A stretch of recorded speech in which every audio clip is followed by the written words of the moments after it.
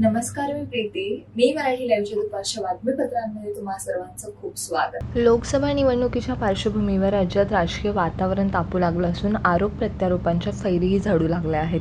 महाविकास आघाडी आणि महायुतीच्या नेत्यांकडूनही एकमेकांवर आरोप होताना दिसत आहेत.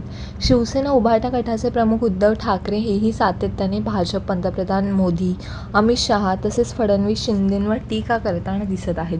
मात्र त्यांची ही टीका भाजप नेत्यांना फारशी रचलेली नसून भाजपा प्रदेशाध्यक्ष चंद्रशेखर बावनकुळे यांनी पुन्हा एकदा उद्धव ठाकरेंवर निशाणा साधला आहे.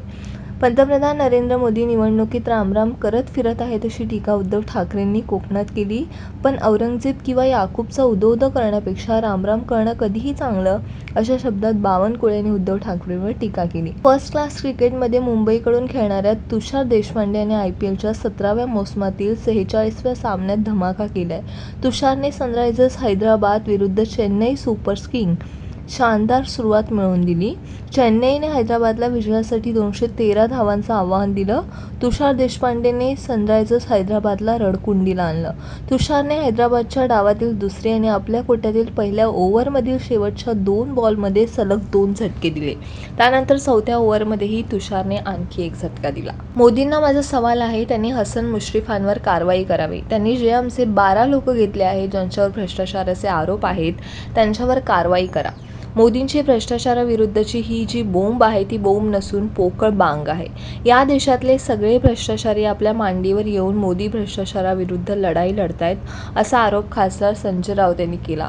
2019च्या शपथविधीबद्दल अजित पवार बोलले त्यावर संजय राऊत म्हणाले की अजित पवार त्याच विषयावर किती वेळ बोलणार, गुळगुळीत झालाय. अजित पवार यांची धमकी बहाददार म्हणून ख्याती आहे. रोज सकाळी उठून मतदारसंघातील 10 लोकांना धमक्या देतात अशी वैचारिक विधानं तुम्हाला शोभत नाहीत असं संजय राऊत म्हणाले. अजित पवार गटाचे नेते महाराष्ट्र सरकारमधील मंत्री छगन भुजबळ यांनी निवडणुकीच्या धामाधुमीत केलेल्या एका विधानाने सर्वांच्याच भुवया उंचावल्या आहेत. राज्यात शरद पवार आणि उद्धव ठाकरे यांच्याविषयी सहानुभूती आहे असं मोठं विधान त्यांनी केलं. एका दिलेल्या मुलाखतीत भुजबळ यांनी विजयाचा मार्ग सुकर नसल्याचं म्हटलं आहे.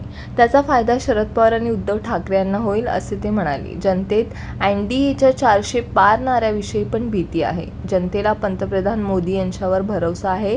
त्यांचंच सरकार पुन्हा एकदा सत्तेत यावं असं लोकांची इच्छा असल्याचं ते म्हणाले.